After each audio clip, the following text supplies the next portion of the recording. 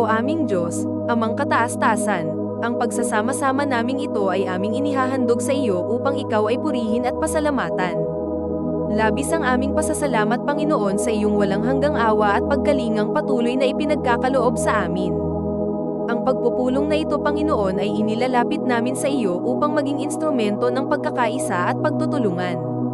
Hinhiling namin Panginoon, buksan mo ang aming isipan upang ang taglay naming kaalaman at karunungan ay maging butil na pagkaing kapaki-pakinabang o di kaya'y maging malinis na tubig na papawi ng uhaw.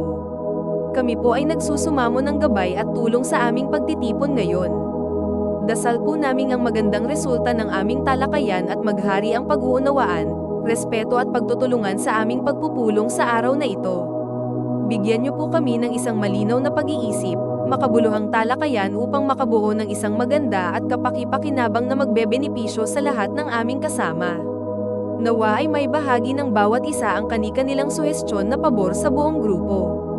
Lagi niyo po patnubayan ng aming samahan ang Community Anti-Crime Group. Lahat ng ito ay hinihiling namin sa iyo Ama sa pangalan ni Hesukristo at sa gabay ng Espiritu Santo. Amen. Amen. Amen.